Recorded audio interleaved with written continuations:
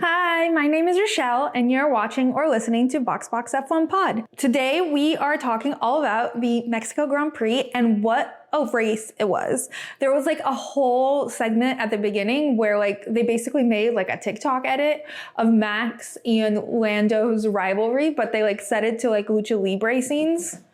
And when I was watching it on Sky, at first I was like, what is this edit? Who did this? But then the race started and the entire race was basically, it was pretty spot on about what was happening. Not just between Max and Lando, when that was like the number one situation, but there was a lot of like fighting and there was some fun racing. And then there was just people being mad at each other. Like people were just annoyed and mad. So we're going to discuss all of it. And we're also going to discuss the very emotional and exciting win, Carlos. But before we get into that, I just wanted to quickly talk about what I'm going to be making while we do this. So I'm going to be making something called pozole verde. Please excuse that embarrassing attempt at pronunciation, which is basically like this like Mexican soup stew situation. And I think the one that's actually native to the Mexico City region is the pozole rojo. But that's traditionally made with pork, and I don't eat pork. So I decided to make a pozole verde, which is like with a green salsa type thing. So it's with tomatillos and green peppers and everything. And it's made with chicken. So that's what I'm going to be making. I actually had to do a lot of prep to begin with. So my chicken soup is a boiling, and I roasted all the stuff for the verde sauce that I'm gonna blend while we chat. So I'm gonna be making the salsa verde, I guess it's salsa, and then I'm gonna be cooking it on the stovetop, shredding the chicken, and all, putting it all together. So that's what I'm going to be doing while we chat.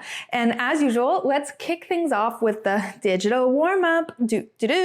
Okay, so lap one, F1 news. The Max and Lando incident from last week is still sort of a hot topic for everyone. And it seems like the FIA has said that they will be changing racing guideline wording after that incident because it did cause a lot of drama.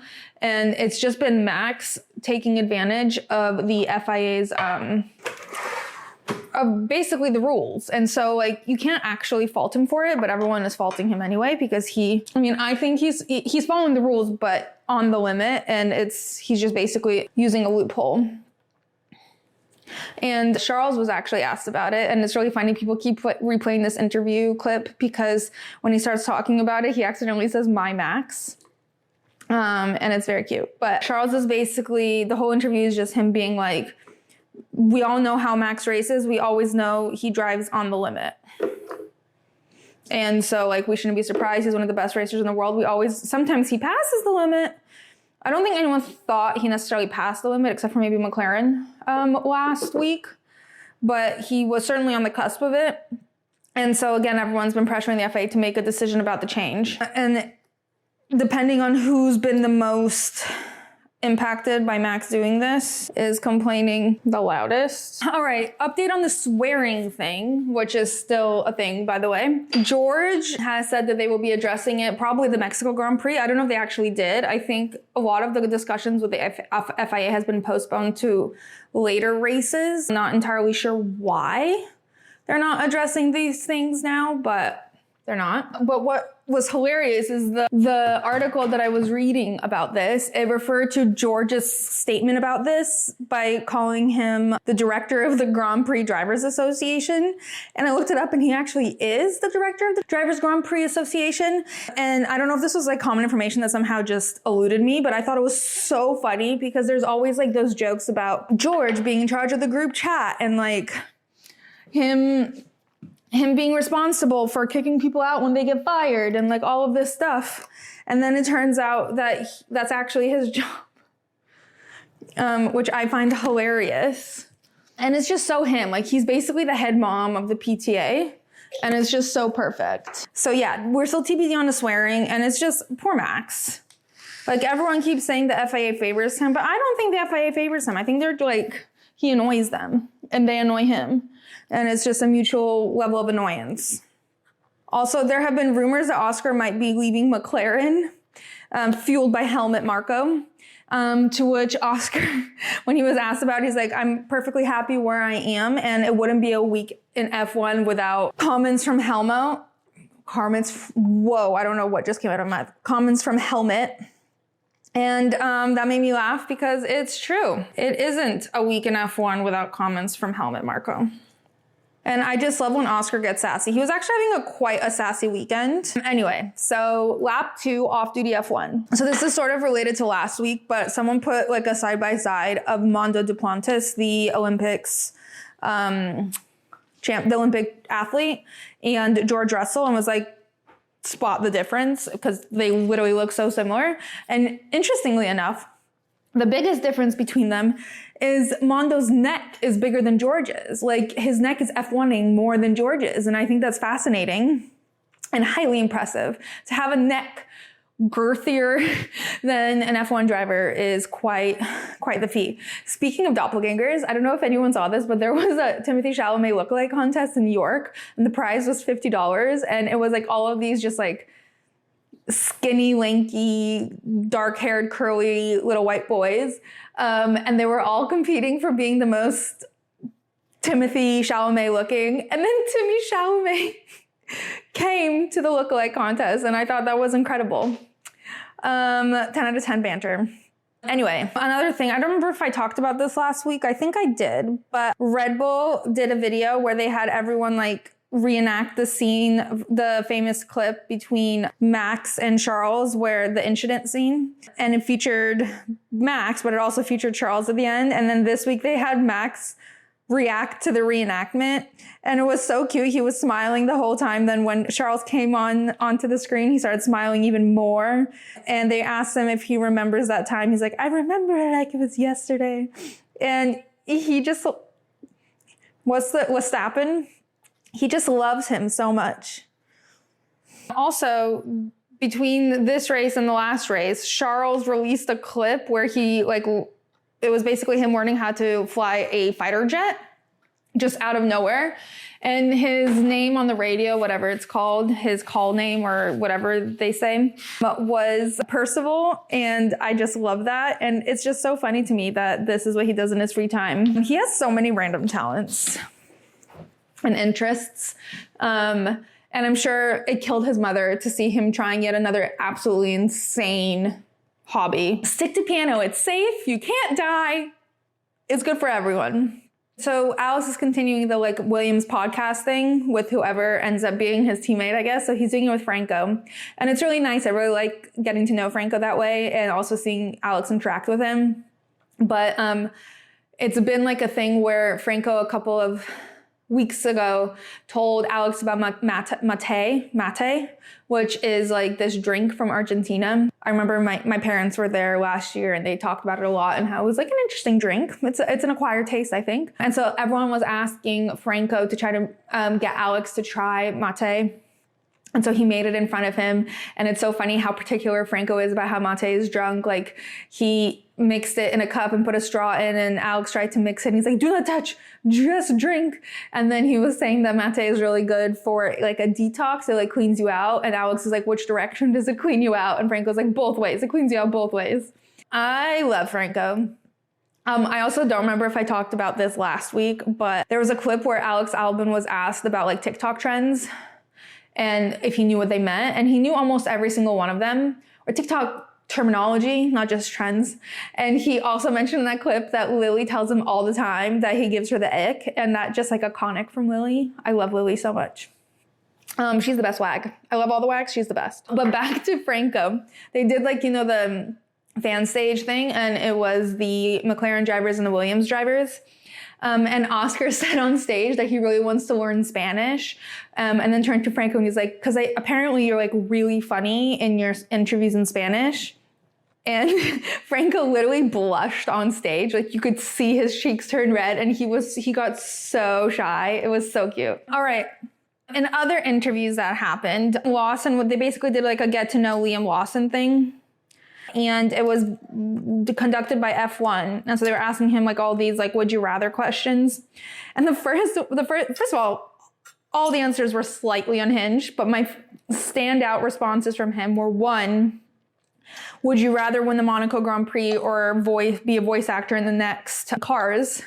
And he really sat there for like a minute and was like really struggling to answer that question, which I found hilarious. The other question that he gave such an unhinged answer to was, would you rather have an extra arm or an extra leg? And he goes, already got one of those. And then he goes, we probably can't use that, right? We probably can't.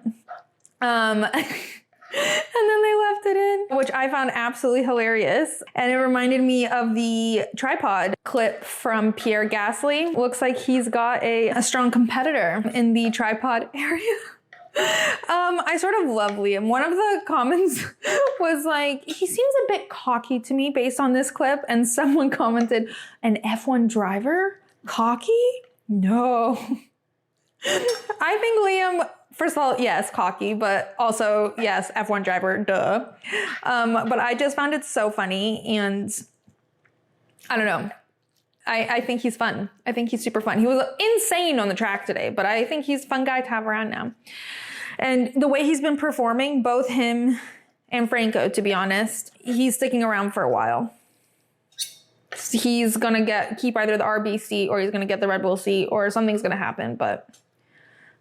And then Charles and Carlos played chess on their way home from the US Grand Prix.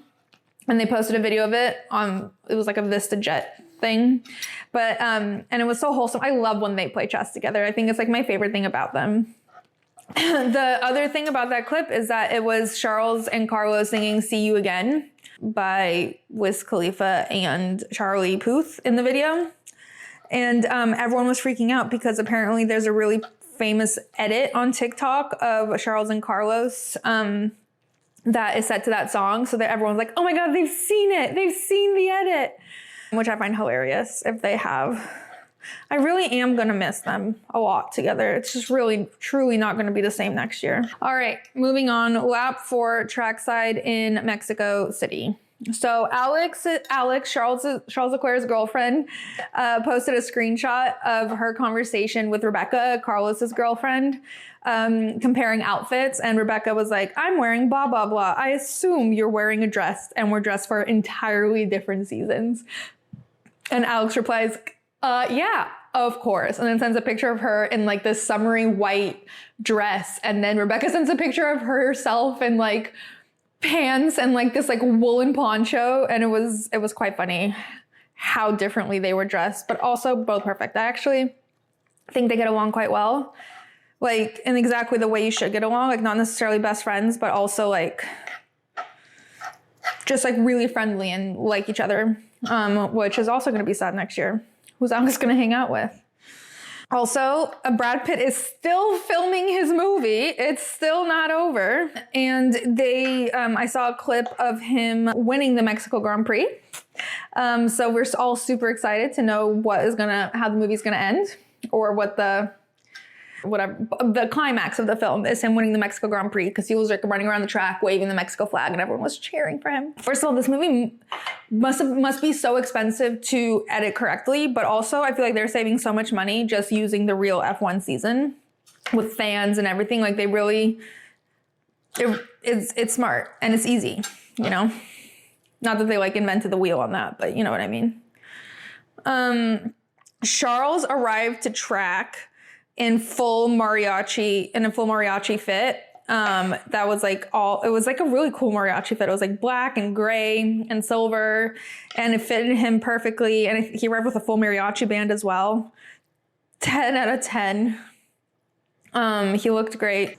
Also, Ollie Bierman, who's now basically a part-time F1 TV commentator, was talking to Laura and like the whole team. And Laura was like, are you feeling the repercussions of the altitude change? And at first, Ollie was like, oh yeah, I have like a slight headache. And then Laura was like, yeah, we all got winded like walking up the stairs. And Ollie goes, well, I'm an athlete, so I actually didn't get winded at all.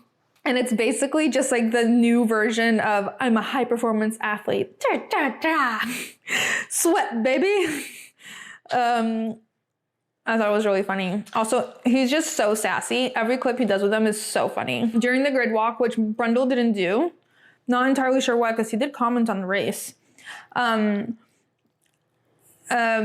Karun was talked to this Argentinian rapper whose name I'm so sorry I didn't catch. And he was asked what it's like in Argentina when it comes to Franco. And he was like, oh, Franco is #1 Argentina. He's like our #1 thing. Everyone loves him. And Karun goes, oh, like bigger than Messi? And the rapper looks at him like he's grown like 8 heads. He's like, well, no, not bigger than Messi. Messi is Messi. But Franco's basically second. I thought that was funny that Franco has now become the #2 export from Argentina.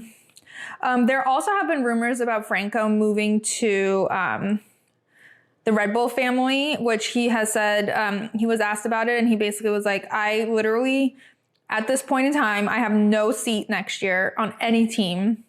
I am jobless. This is my one and only chance at F1 at this point.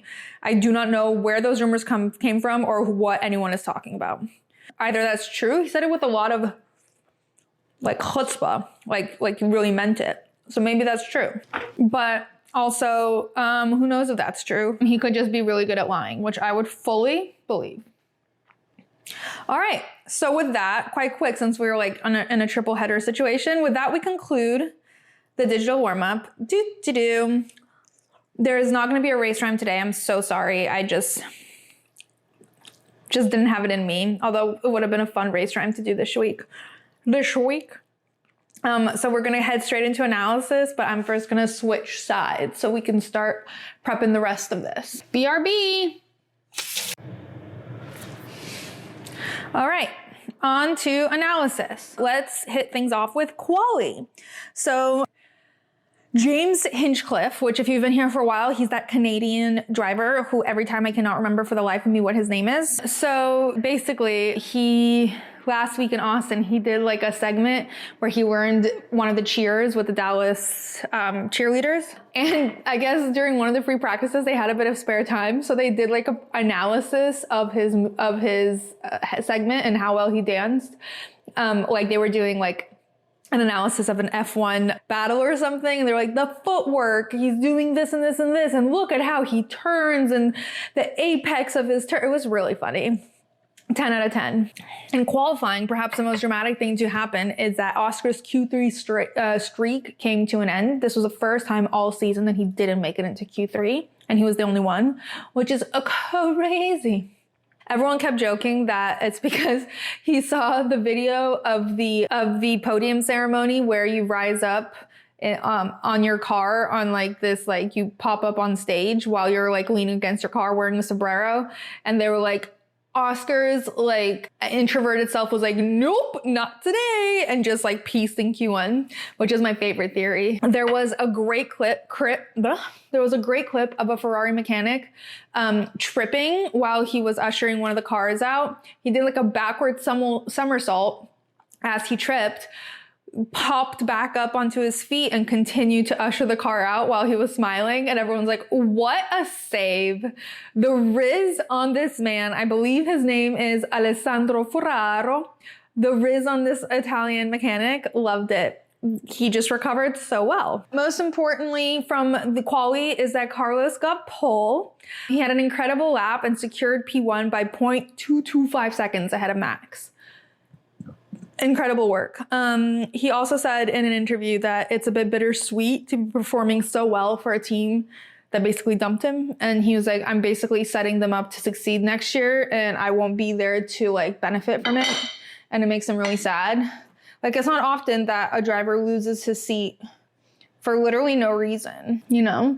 Like he didn't lose it because he was underperforming. He didn't lose it because whatever. He just lost it because someone more marketable and exciting came along. And everyone understands, even Carlos understands why they took Lewis. Like, I don't think there's a single team on the grid that would be like, no, Lewis, sorry, we're not going to take you, except for maybe Red Bull. But it's still really sad, especially because Carlos is like at the height of his career. And the commentators were saying it's also a bit sad because like all these newbies are coming in and he's 30. So he's like right in the middle of his career.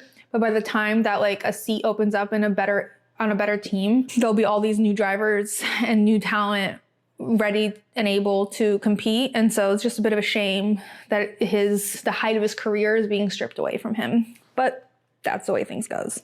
So the starting grid for the race is as follows: Carlos, Max, Lando, Charles, George, Lewis, Kevin, Gasly, Alex, Nico, Yuki, Lawson, Alonso, Stroll, Bottas, Colapinto, Oscar, and Checo.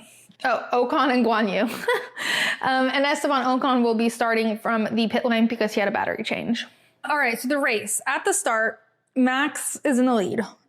Oh, that's not what happened. So at the start, Carlos is in the lead. Max has an incredible start, just literally pops the fuck off at the start, and he takes the lead. Carlos is fighting Max, and then for some reason, like, he went fully off track across the grass and ended up ahead, but obviously immediately had to get the spot back. And upon replay, we could see that Max did Max and pushed Carlos off. Basically, he didn't push him off, but like, he defended as well as he should, and Carlos had no choice but to go off track, basically.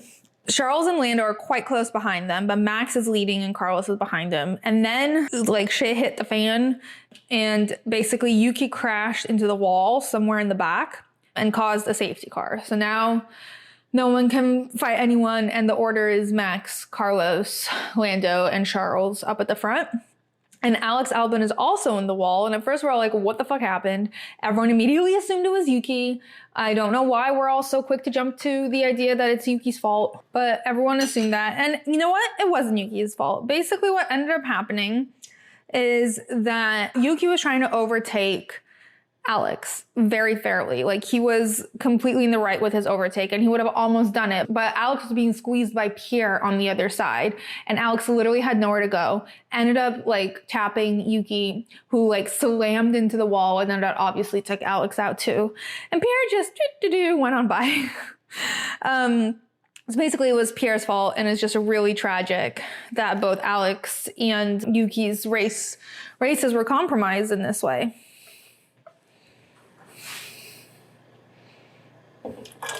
Anyway, so they're out. We have a safety car. Everyone is driving behind the safety car. No one can overtake. There's not even space between them. So they're all trying to keep their tires heated. Other things that happened at the start: Lewis managed to get ahead of George. Stroll went up from P14 to P11. Checo made up 5 spots and is now in P13. But also, poor Checo is now being investigated for a false start. It was described incorrectly because technically his start wasn't false, but he was lined up incorrectly. So he ends up getting a penalty for that. But what was really funny is that when he was told by his engineer that he was being investigated for a false start, Checo goes, "No, the start was good. Nope, they're wrong." And like, such a tone, it was hilarious.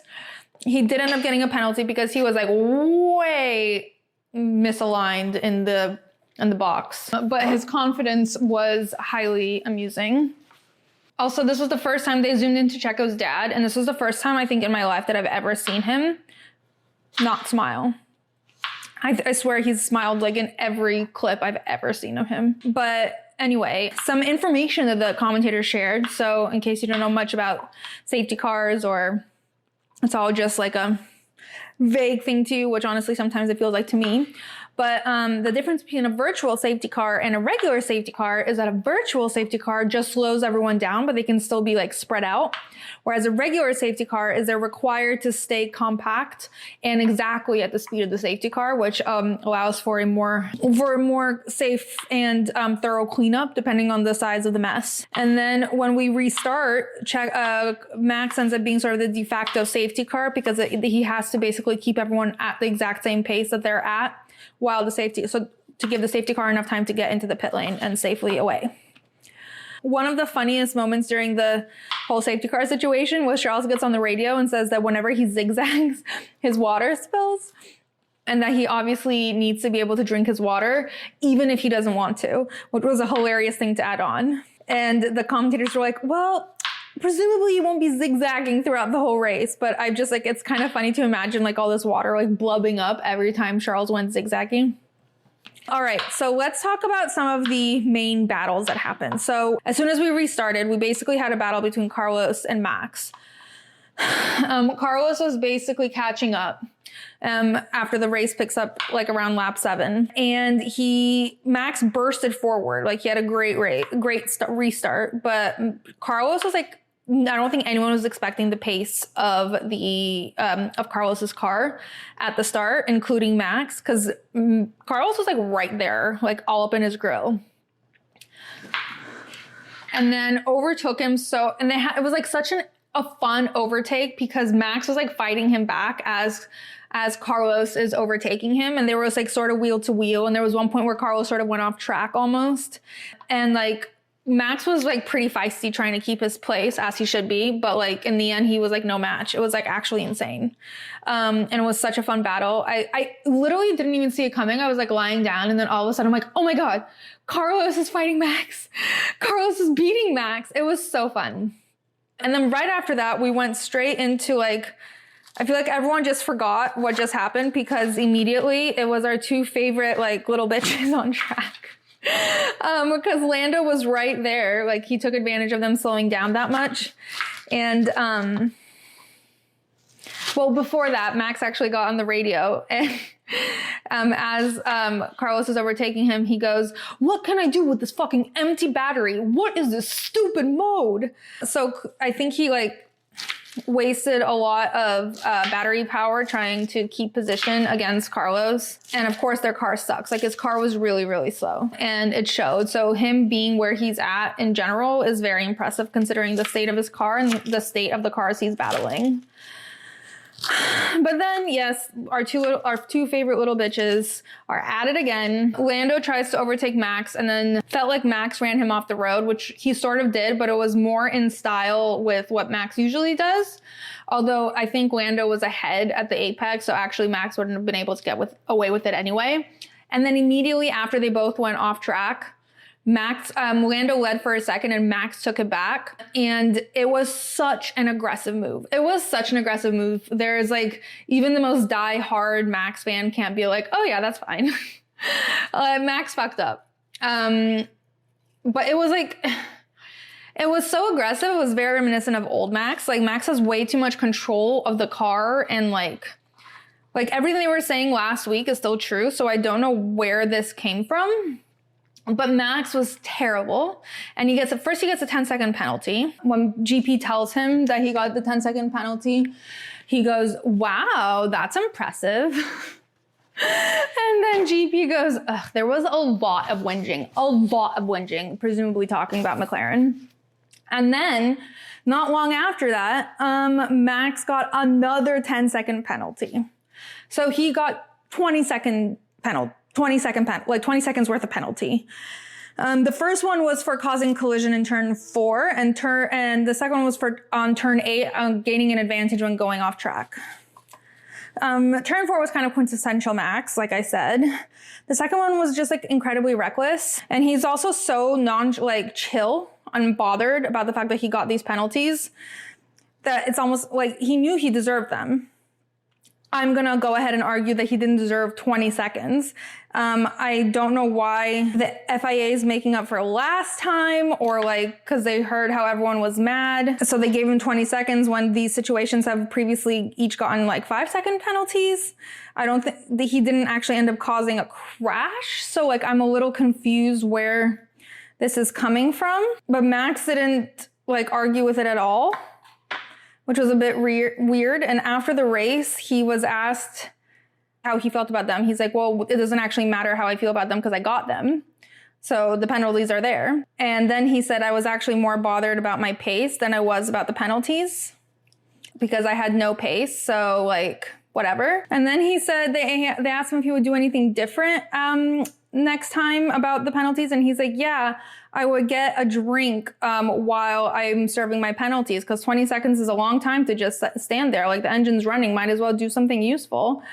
Max, please. Zero shame, zero anything. And there was a theory on the F1 TV post-race thing that it was on purpose.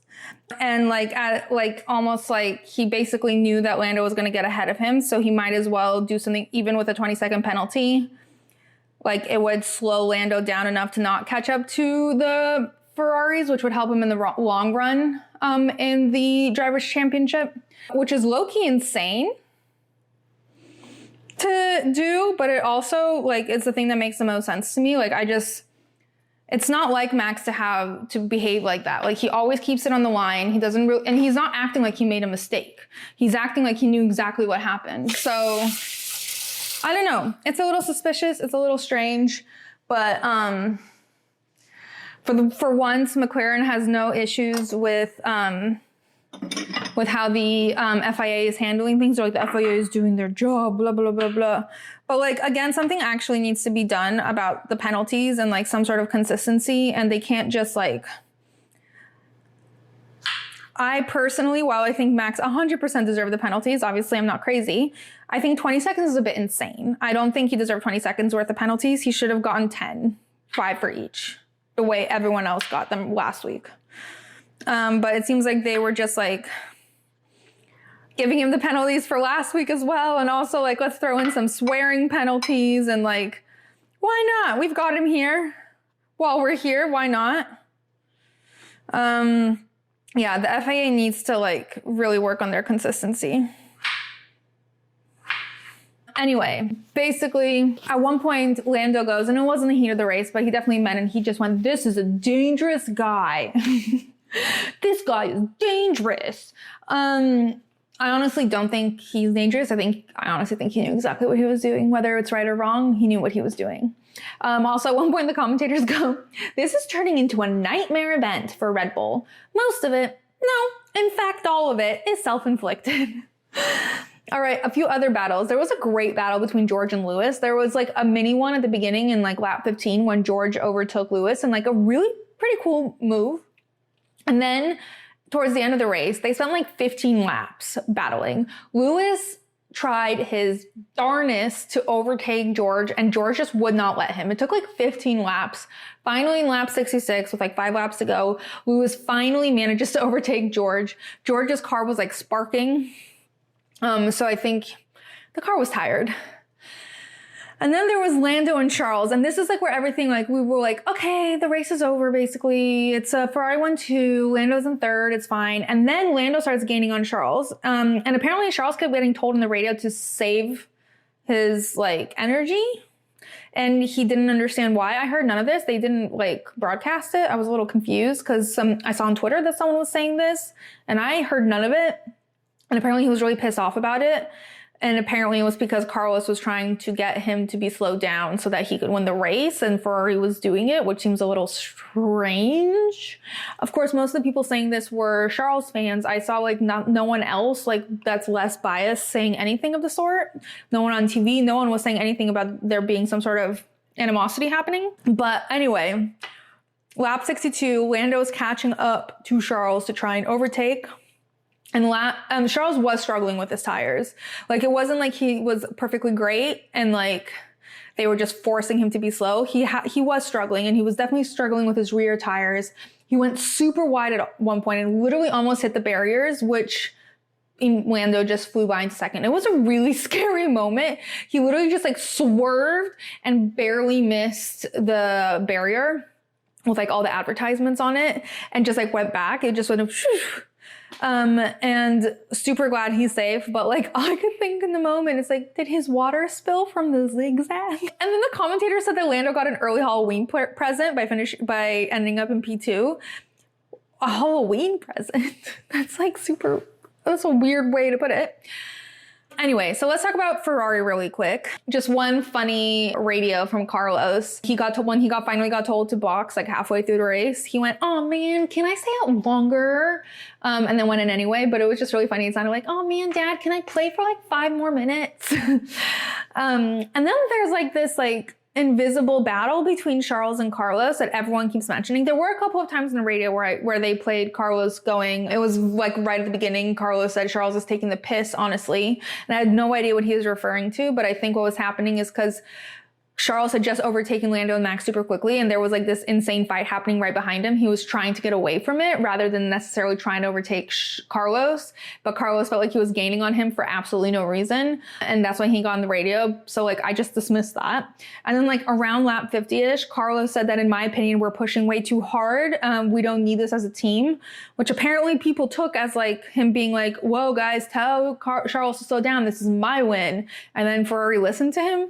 I don't know. It was very weird. I thought he was talking about himself when he said we don't need to push this hard because he felt like he could still maintain the lead without going that aggressively. But maybe he was talking about Charles and I just didn't miss something entirely. But I'll get more to that at the end. A few other highlights from the race: Max fighting his way up from P15, which is where he ended up after serving the 25 seconds in the pit lane, 4 seconds for the pit stop and then 20 seconds for fucking up penalties. So that was very impressive that he was able to fight his way up from P15 to P6, I think. And then there was like this other fight going on. Liam and Checo were just like at it, like with each other. In lap 18, Checo tried to overtake Liam and they're literally like wheel to wheel, but they both go off track, but they almost made contact. And the commentator goes, if I were Liam Lawson, I'd be wearing a balaclava flying home today. Don't want to be spotted by the Mexico fans. And then Checo got on the radio and said, what the fuck is this idiot doing? Is he okay? And the commentator goes, yeah, I think he's fine. And then another time he went, is he fucking serious? That might have been Liam. And then there was another time when Liam overtook Checo and flipped him off as he's overtaking him, which is insane behavior from Liam Lawson. And around lap 69, Checo got told there might be some debris on turn 12. And he goes, I bet it's the same idiot as from before. And the engineer goes, you can watch the highlights later. And Checo goes, I'm watching the highlights now. Checo is not a fan of Liam. The commentators brought up that it might be a little bit of contention over the fact that Liam might be in line for the Red Bull seat, but like I don't think anyone thinks that Checo's staying, so I don't know why he'd be so grumpy at Liam. Also, Fernando retired his car during his 400th race in like lap 16. There was like a brake issue. It was so sad. Carlos's mother looks thrilled. She's like she was hugging Rebecca for the longest time. Carlos Sr. goes to hug Fred, but Carlos looks exhausted. His radio was so cute. His engineer's like, masterclass, Carlos. I don't know why we went Soviet. And Carlos goes, gracias, Mexico. This feels so good. Oh, it was so cute. Then he like got out of the car and was like full on hugging all the mechanics, checking the cars. They all like ran up to hug him. The commentator did say like he wasn't sure whether Carlos and Charles will be playing chess on this ride home. Which again, I'm so confused. Are we like in a fight? Are we fighting? Lando went to hug Carlos. Charles also came over to congratulate Carlos, but it was like a quick handshake. And then later, Carlos tried to talk to Charles, and Charles sort of like walked past him. And I don't know if it was just in the moment, like he had to go somewhere, or if I'm reading too much into it because I keep hearing about this drama that I didn't know was happening, or if Charles is actually pissed off. But he also didn't act pissed off in any of the interviews or anything. He like, didn't mention anything about being upset about his race being ruined or being mad at Carlos for whatever reason. It's very strange. Also, Carlos is the first Spanish-speaking driver to win in Mexico. And he basically is like, the commentator was like, this isn't the Spanish-speaking driver they were hoping for, but they're thrilled with the Spanish-speaking driver they got. And like, you can like literally hear the cheers for Carlos. It was very sweet. This is what the soup looks like. This is what the soup looks like before the toppings. It looks like vomit, but it doesn't taste like vomit. So I'm adding some cabbage. I'm adding some radishes. I'm adding some avocado. Adding some tortilla chips. Oh, I'm supposed to add some sour cream, but I'll add that later. This is what it looks like. Let's see. Oh my God, it's so good. All right.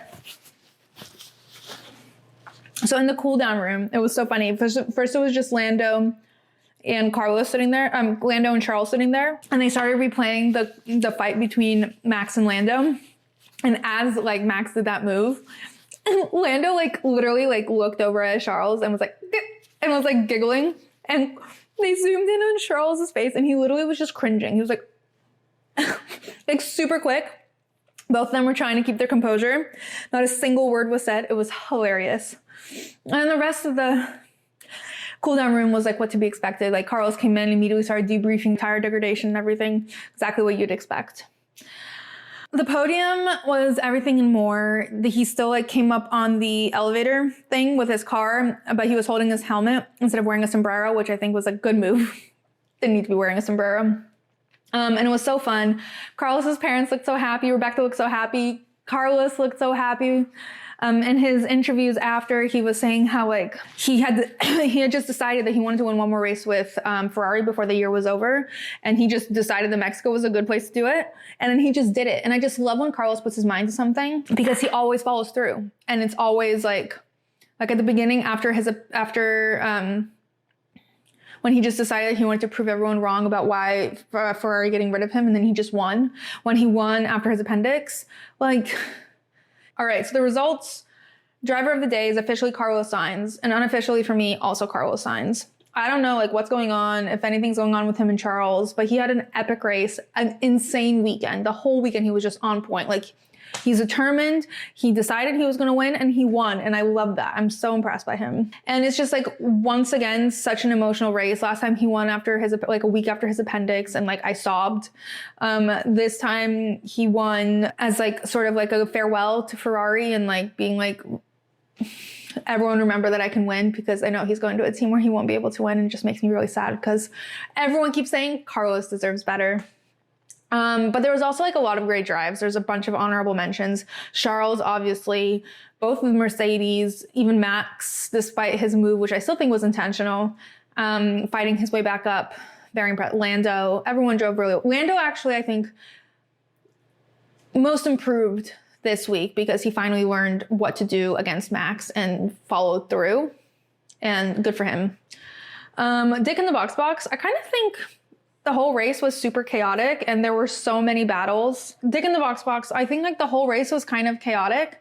There were a bunch of battles happening and everyone was like in a bad mood. There's a lot of like petty inner fighting, and I feel like no one was actually happy besides Carlos today. Charles was annoyed about his strategy compared to Carlos's.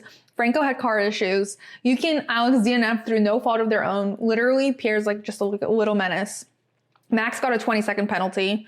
Checo got a penalty and then just drove terribly and is just mad at Liam for no reason. Oscar is just generally annoyed at everything. He literally at one point on his radio was like, can you just get me out of this mess? I don't know what was supposed to happen. He was like, just get me out of here.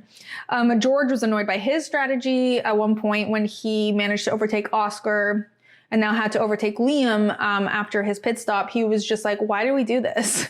Like, I feel like we could have stayed out for one or two more laps. Which is fair because like he wasted so much time trying to overtake people for no reason. My point is, no one I think was particularly innocent today, but no one was actually really guilty either. It was just like a weird hodgepodge of like heightened emotion. So the results of the race are Carlos, Lando, Charles, Lewis, George, Max, Kevin, Oscar, Nico, Pierre, Lance, Franco, Esteban, Valtteri, Guan Yu, Liam, Checo, and then Fernando, Alex, and Yuki DNF'd. The standings are as follows. Max with 362 points, Lando with 315, Charles with 291, Oscar with 251, Carlos with 240, Lewis with 189, George with 177, Checo with 150, Alonso with 62, and Nico with 31.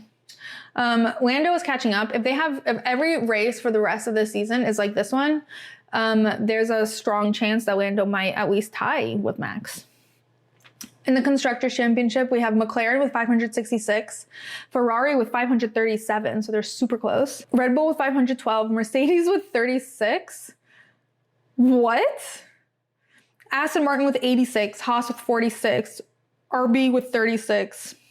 No, I definitely got something wrong about Mercedes. Mercedes is not 36. Mercedes is 366. Whoops. Williams is 17, Alpine is 14, and Kick Sauber is 0.